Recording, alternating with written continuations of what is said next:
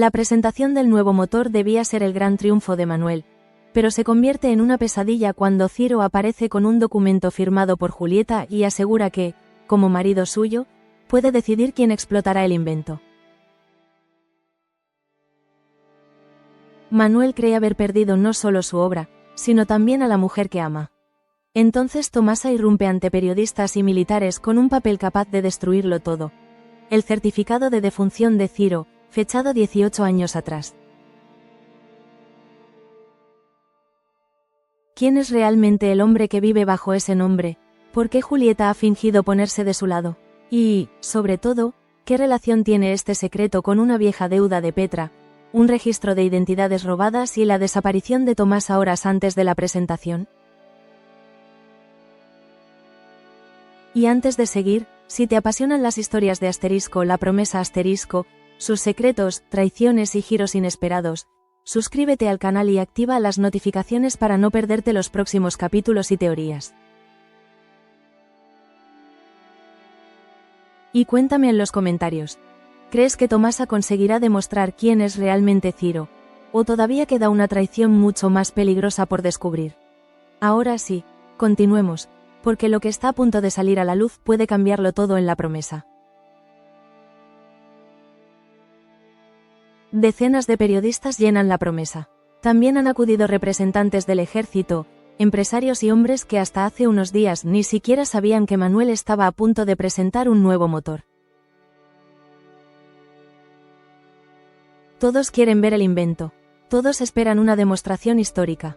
Pero, cuando Manuel se dispone a hablar, Ciro se adelanta, coloca un documento sobre la mesa y sonríe como si ya hubiera ganado. Aquí está la firma de Julieta. Dice: mi esposa reconoce que es coautora del proyecto. Y, como su marido, tengo derecho a intervenir en la explotación de sus derechos. Manuel mira a Julieta. Ella permanece junto a Ciro, inmóvil, con una expresión que parece confirmar la peor de las traiciones. Lorenzo observa la escena satisfecho. Por un instante, Manuel siente que le han arrebatado el motor delante de todo el mundo. Y Ciro todavía se permite acercarse a él para susurrarle: has perdido el invento. Y también a la mujer que querías. Entonces se escucha una voz desde el fondo del salón. Eso solo sería posible si usted fuera realmente Ciro. Tomasa avanza entre los asistentes, deja caer un certificado de defunción sobre la mesa y clava los ojos en aquel hombre. El verdadero Ciro murió hace 18 años. Julieta palidece. Manuel deja de respirar durante un segundo. Y Ciro, por primera vez, pierde la sonrisa. Pero para entender por qué Tomasa puede pronunciar una acusación semejante ante toda la prensa, hay que volver 72 horas atrás, cuando Lorenzo comprendió que ya no podía robarle el motor a Manuel de la forma habitual. Manuel se había negado a conceder nuevas licencias. Había visto demasiados intereses alrededor del proyecto y sabía que cada nueva autorización abría una puerta a que su trabajo terminara en manos de gente que no respetaba ni el diseño ni su propósito. Ciro, sin embargo, no estaba dispuesto a aceptar un no. Lorenzo tampoco. En una conversación apartada, Lorenzo le planteó una salida mucho más peligrosa. Julieta había participado en los dibujos técnicos del manual. Conocía las piezas, las proporciones y buena parte de las mejoras que Manuel había ido introduciendo. Si Ciro lograba que ella firmara un documento en el que se reconociera como coautora del motor, podrían intentar construir una apariencia legal suficiente para presionar a Manuel y vender derechos de fabricación. Lorenzo resumió el plan con una frialdad que incluso hizo dudar a Ciro durante un instante. No hace falta robar el motor. Basta con conseguir que la ley parezca entregárnoslo. Ciro entendió enseguida lo que eso significaba. No necesitaba convencer a Manuel. Necesitaba controlar a Julieta. Lo que ninguno de los dos sabía era que Julieta ya sospechaba que preparaban algo. Había visto a Ciro entrar y salir de habitaciones a horas extrañas, y había notado que Lorenzo evitaba hablar cuando ella aparecía. Así que decidió contarle a Manuel todo lo que había podido averiguar. Se encontraron lejos de miradas indiscretas. Manuel, al escuchar la amenaza, reaccionó de inmediato. Quiso sacarla de la promesa aquella misma noche. Para él, la prioridad era protegerla. Julieta, en cambio, veía el problema de otra forma. Si huyo, buscarán otra manera de hacerte daño, le dijo. Y Ciro sabrá que lo hemos descubierto. Esta vez necesito que crea que me ha vencido. Manuel se negó al principio. La idea de verla fingiendo cercanía con Ciro le resultaba insoportable. Pero Julieta insistió. Ella sabía cómo hablaba Ciro, qué esperaba escuchar y qué clase de seguridad necesitaba sentir para bajar la guardia. Antes de separarse, tomaron la cinta roja que llevaba tiempo simbolizando la confianza entre ellos y la cortaron en dos. Manuel guardó una mitad. Julieta escondió la otra dentro de la manga. Si me ves actuar contra ti, susurró ella. Mira la cinta. Mientras siga conmigo, sabrás que no he cambiado de lado. Era un pacto sencillo, casi infantil, pero iba a convertirse en la única cosa que mantendría a Manuel en pie cuando todo pareciera derrumbarse. Mientras Manuel y Julieta preparaban su engaño, otro conflicto estaba creciendo en la casa. Máximo reunió a Alonso y Leocadia para revelar algo que podía provocar un nuevo escándalo. Había descubierto quién había filtrado a la prensa la información sobre el origen de Ángela. El nombre que pronunció sorprendió a todos. Tomasa. Tomasa no intentó negarlo. Sabía perfectamente lo que había hecho. Necesitaba que los periodistas vinieran a la promesa, explicó. Hay cosas que, si solo se cuentan detrás de una puerta cerrada, vuelven a enterrarse al día siguiente. Máximo le dio un día para explicarse. No comprendía por qué una mujer que conocía tan bien las consecuencias de un escándalo había decidido atraer a los reporteros precisamente ahora. Tomasa no respondió con claridad. Solo dijo que había esperado demasiados años y que, si no actuaba en ese momento, tal vez no tuviera otra oportunidad. Petra escuchó parte de la discusión y entendió enseguida que Tomasa estaba a punto de sacar a la luz algo relacionado con su pasado. La enfrentó en privado, y entonces Tomasa abrió un viejo envoltorio y sacó un contrato amarillento. Era un acuerdo de servicio por 15 años. En la parte inferior aparecía una firma atribuida a Tomasa. Pero Tomasa nunca lo había firmado. Petra se quedó sin palabras. 15 años atrás, desesperada por conseguir dinero, había aceptado 300 pesetas de un intermediario. A cambio, había enviado a Tomasa a trabajar a la casa de Buenaventura. Petra siempre se había repetido a sí misma que solo le había buscado un empleo. Que Tomasa sería criada durante un tiempo, cobraría, pagaría la deuda y podría marcharse. Pero las cosas no ocurrieron así. En Buenaventura le quitaron documentos, controlaron sus movimientos y la ataron a un contrato que ella nunca había aceptado. Petra, incapaz de mirarla a los ojos, terminó reconociendo lo que había hecho. Yo pensé que trabajarías como sirvienta. No sabía que iban a quitarte tus papeles. No sabía que te encerrarían en una deuda de la que no podías salir. Tomasa no gritó. Su voz fue todavía más dolorosa por mantenerse serena. No vendiste solo mi trabajo, Petra. Vendiste mi nombre, vendiste años de mi vida. Petra rompió a llorar, pero Tomasa no había abierto aquel recuerdo únicamente para exigir una disculpa. Durante años, Petra había podido contar aquella historia como un error desesperado. Tomasa, en cambio, había tenido que vivirla cada mañana. Había aprendido a obedecer órdenes dadas en nombre de un contrato falso, a escuchar cómo otros decidían cuánto valía su tiempo y hasta a temer que cualquier intento de marcharse terminara convertido en una acusación contra ella. Por eso la confesión de Petra no podía borrar lo ocurrido en unos minutos. Buenaventura era el lugar donde había comenzado un secreto mucho mayor. Durante aquellos años, Tomasa había descubierto que Julio se ocupaba de alterar registros de población. Aprovechaba muertes mal documentadas, trabajadores sin familia y expedientes que nadie reclamaba. Tomaba identidades de personas fallecidas y las hacía reaparecer en manos de hombres que necesitaban desaparecer de la justicia o empezar una vida nueva. Uno de esos casos era el de un obrero llamado Ciro.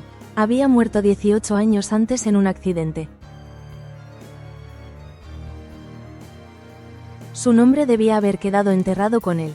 Sin embargo, poco después, un hombre llamado Sebastián Rojas consiguió papeles nuevos.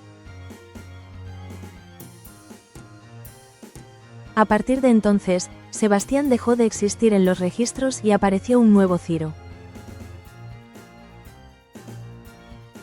Tomasa había visto parte de la operación, y, consciente de que nadie creería a una sirvienta sin pruebas, arrancó una hoja del libro de registros y la escondió.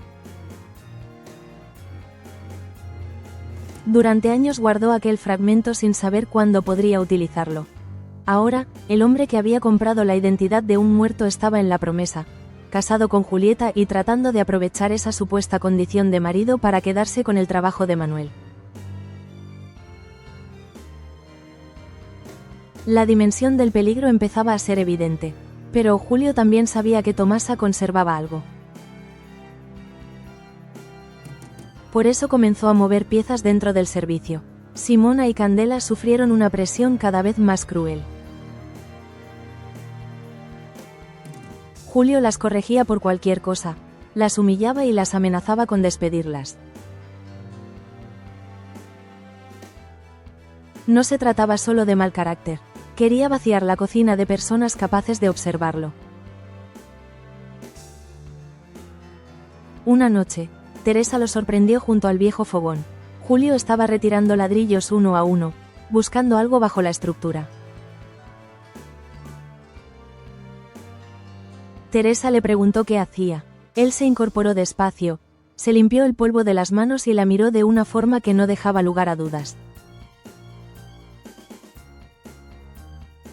Si quiere conservar su trabajo mañana por la mañana, olvide lo que ha visto. Teresa se marchó, pero no olvidó nada. Y esa amenaza confirmaba que Julio estaba buscando una prueba escondida dentro de la promesa. En efecto, Tomasa había ocultado la página arrancada del registro bajo la cocina. Creía que nadie revisaría aquel lugar mientras Simona y Candela estuvieran allí. La expulsión de ambas no era una casualidad, era el primer paso para que Julio pudiera registrar el lugar sin testigos. Al mismo tiempo, Julieta avanzaba con su propia misión. Aprovechó una ausencia de Ciro para entrar en su habitación. Registró cajones, papeles y una cartera cerrada. Allí encontró varias cartas de Lorenzo. En ellas se hablaba de licencias, de contactos fuera de España y de una salida preparada para Ciro una vez que consiguieran controlar el motor. Julieta apenas tuvo tiempo de leerlas. Escuchó la puerta y, cuando se giró, Ciro ya estaba dentro. Él cerró con llave. No gritó. No necesitaba hacerlo. Colocó frente a ella un documento y le explicó que debía firmar una declaración en la que reconociera haber contribuido como autora al desarrollo del motor. Julieta intentó ganar tiempo, pero Ciro ya no confiaba en medias respuestas. O firmas, o Manuel pagará las consecuencias de que sigas protegiéndolo. Fue entonces cuando Julieta puso en marcha la parte más arriesgada del plan. Cambió la mirada. Bajó la voz, dejó de enfrentarlo. He entendido una cosa, dijo. Manuel nunca podrá darme una vida. Tú sí. Ciro la observó, buscando una trampa. Julieta mantuvo la calma, incluso dejó que él creyera que el miedo y el cansancio habían terminado por quebrarla. Firmó. Pero, mientras ordenaba los documentos, deslizó dentro de la carpeta la mitad de la cinta roja. Ciro ni siquiera la vio. Horas después, reunió a los Luján y anunció que Julieta había vuelto a su lado. Quería que su victoria fuera pública dentro de la familia antes de convertirla en pública ante la prensa. Julieta tuvo que interpretar el papel hasta el final. Delante de Manuel confirmó que había participado en el motor y pidió que él entregara el prototipo para evitar más conflictos. Alonso no entendía nada. Curro miraba a Manuel esperando una reacción. Leocadia observaba a Julieta con desconfianza. Manuel, aunque conocía el plan, no estaba preparado para escuchar ciertas palabras. ¿Todo lo que hubo entre nosotros era mentira?, preguntó. Julieta se obligó a responder sin titubear. Nunca hubo un nosotros, la frase cayó como un golpe. Ciro sonrió. Lorenzo, informado del éxito, ya podía empezar a preparar la presentación. Pero cuando Julieta se dio la vuelta, levantó ligeramente el brazo. Entre la manga apareció un pequeño fragmento rojo. Manuel lo vio. Y comprendió que ella seguía con él. Aún así, saber la verdad no hacía menos doloroso el teatro. Tenía que soportar que Alonso y los demás creyeran que Julieta lo había utilizado. No podía defenderla sin arruinar el plan y tampoco podía saber hasta dónde se atrevería a llegar Ciro. La cinta roja era una promesa, pero también una advertencia. Desde ese momento, cualquier error podía dejar a Julieta sola frente a un hombre que ya había demostrado estar dispuesto a amenazar para conseguir lo que quería. El problema era que Ciro no era el único que estaba utilizando secretos para dominar a otros. Jacobo seguía presionando a Martina y Adriano con la amenaza de revelar su relación y acusarlos de haberlo traicionado. Cuando ambos entraron en la habitación de Julio buscando el registro de Tomasa, Jacobo los sorprendió. Volvió a pronunciar la misma amenaza. Volvió a creer que bastaría con recordarles lo que podía contar para obligarlos a obedecer. Pero Martina hizo algo que Jacobo no esperaba. En lugar de suplicarle, llamó a Alonso, a Leocadia y al resto de la familia. Cuando todos estuvieron presentes, Martina se adelantó. Amo a Adriano. Engañé a Jacobo y asumiré las consecuencias. Pero desde este momento ya no tienes ningún secreto con el que puedas controlarme. El silencio fue absoluto. Jacobo había construido su poder sobre el miedo de Martina a quedar expuesta. Al confesar ella misma, destruyó el arma que él llevaba tanto tiempo utilizando. Podía seguir enfadado. Podía acusarla, pero ya no podía chantajearla. Y esa decisión iba a resultar decisiva, porque Martina y Adriano pudieron concentrarse en lo que realmente importaba: encontrar el registro antes que Julio. La víspera de la presentación, sin embargo, ocurrió algo mucho más grave. Tomasa desapareció. Su habitación estaba vacía. En el suelo solo había un zapato. El aire olía intensamente a lavanda. Pia reconoció el aroma porque se utilizaba habitualmente en la estancia de Máximo, detalle que durante unos minutos hizo pensar que alguien quería dirigir las sospechas hacia él. Petra no se dejó distraer. Se agachó y descubrió una marca en el suelo. No parecía una pisada. Era un rastro irregular, como si algo pesado hubiera sido arrastrado. La señal llevaba hacia la zona de servicio y terminaba cerca de la cámara fría junto a la cocina. Cuando abrieron, encontraron a Tomasa encerrada dentro, casi sin fuerzas por el frío. Petra la sacó desesperada. Mientras intentaban devolverle el calor a las manos, Petra comprendió con una claridad brutal hasta dónde había llegado la cadena que había comenzado tantos años atrás. Una decisión tomada por dinero había llevado a Tomasa a Buenaventura. Allí había descubierto la red de identidades, y ahora aquel secreto casi le costaba la vida dentro de la misma casa en la que ambas servían. Tomasa tardó unos segundos en poder hablar. Lo primero que hizo fue llevarse la mano al vestido. La página del registro había desaparecido. Julio la había encontrado, pero no lo había conseguido todo. Tomasa había cosido el certificado de defunción del verdadero Ciro en el dobladillo de la falda. Podían haberle quitado una prueba, pero todavía conservaba otra capaz de hacer caer toda la identidad de Sebastián Rojas. Y entonces ocurrió algo que nadie esperaba. Simona y Candela regresaron a La Promesa acompañadas por agentes de la Guardia Civil. Durante el camino, después de haber sido obligadas a marcharse, encontraron un telegrama que Julio había perdido.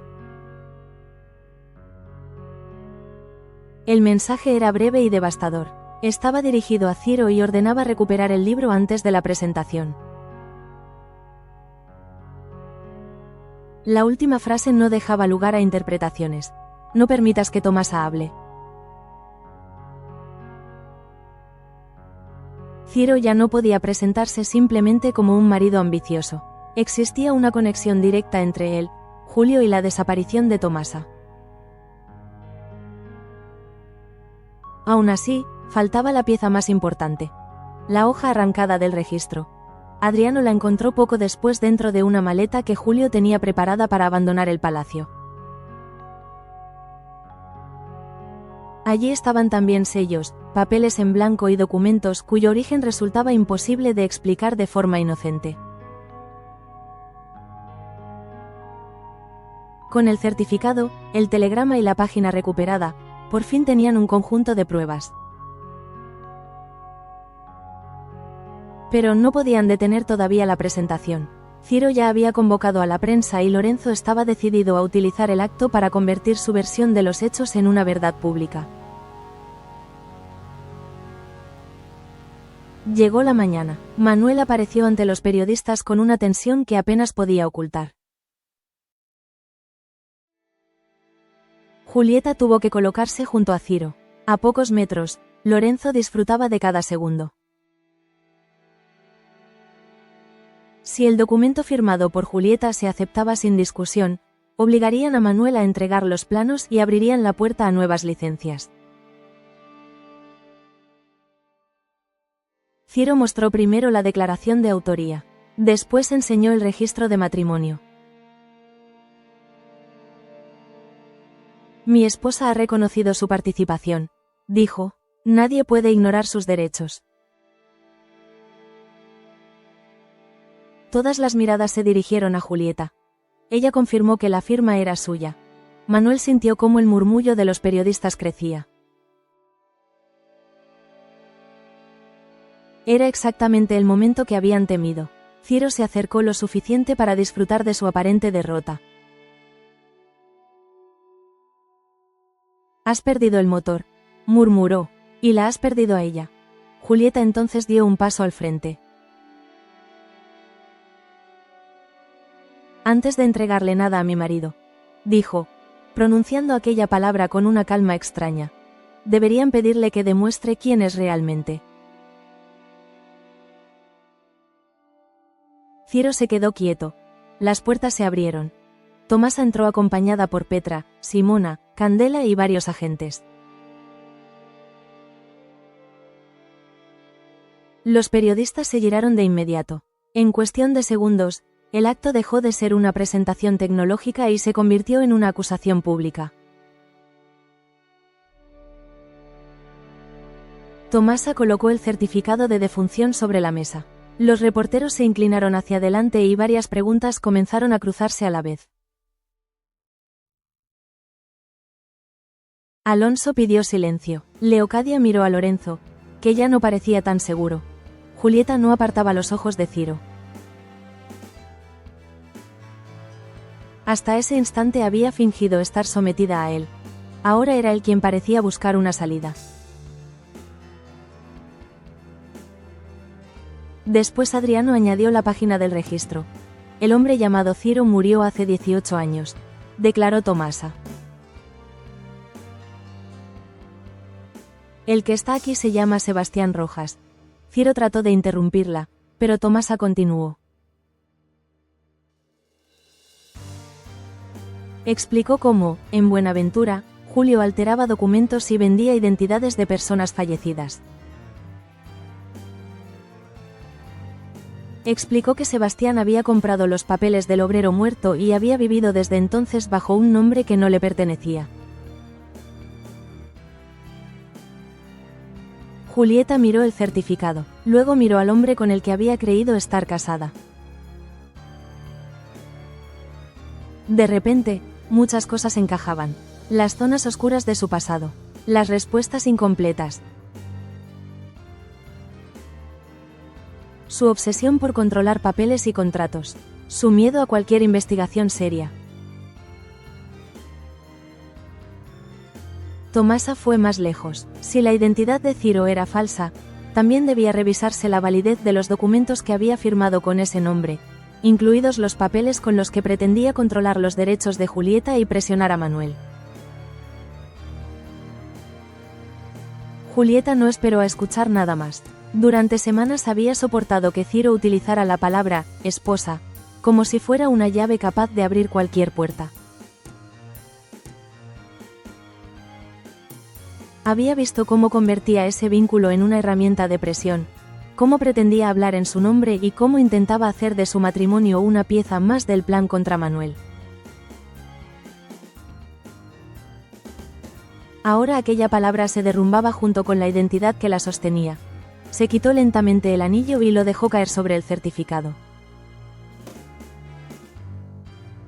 Yo nunca fui su esposa.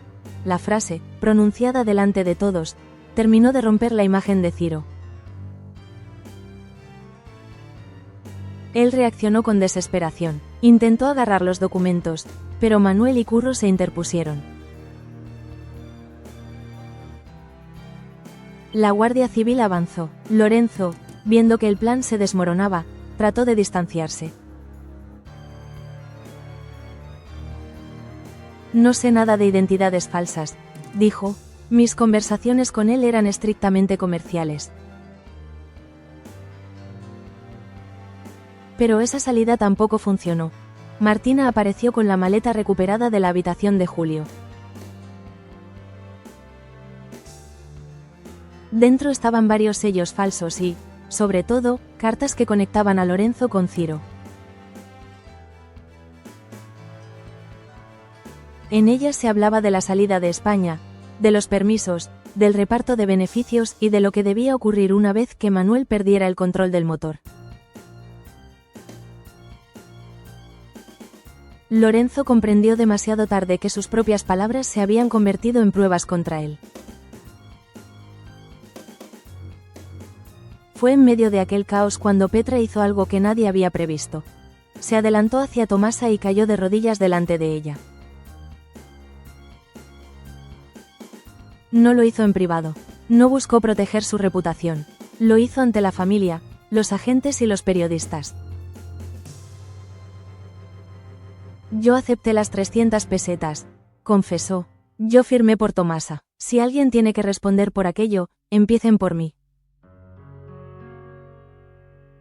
Tomasa la miró durante unos segundos que parecieron interminables. Petra lloraba, pero Tomasa no quería una escena fácil de perdón.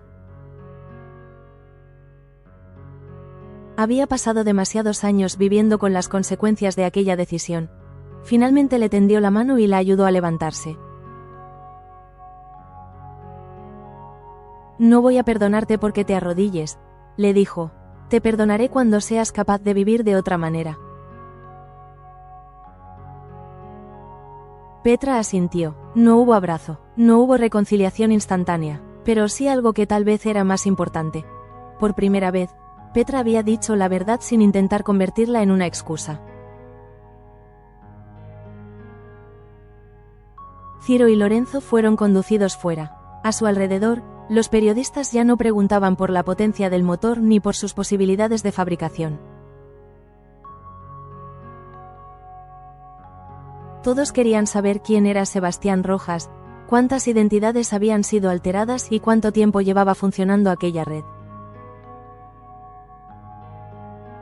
La presentación que Lorenzo había planeado como una demostración de poder terminaba convirtiéndose en la peor exposición posible de sus propios movimientos. Julieta permaneció en silencio mientras veía cómo el hombre que había utilizado un nombre falso durante años desaparecía entre los agentes. Manuel se acercó despacio. No necesitó preguntarle por la cinta. Julieta ya no tenía que fingir. Él tomó su mano y ella se la dejó tomar. Después de horas representando una traición delante de todos, aquel gesto pequeño bastó para devolverles algo de calma. Pero la promesa todavía no estaba a salvo. Cuando los agentes comenzaron a preguntar quién había creado originalmente la identidad falsa, Tomasa pidió que volvieran a mirar la página del registro. En la parte inferior había una firma que hasta entonces había pasado desapercibida entre nombres, fechas y anotaciones. J. Sopena. Julio Sopena. El nombre cayó sobre la sala con un peso distinto a todo lo anterior. Ciro no había inventado su nueva vida solo. Detrás había alguien con acceso a registros, sellos y documentos. Alguien que llevaba años perfeccionando el mismo sistema. Todos se dirigieron hacia la zona del servicio. La habitación de Julio estaba vacía. Los cajones habían sido abiertos. Faltaba ropa.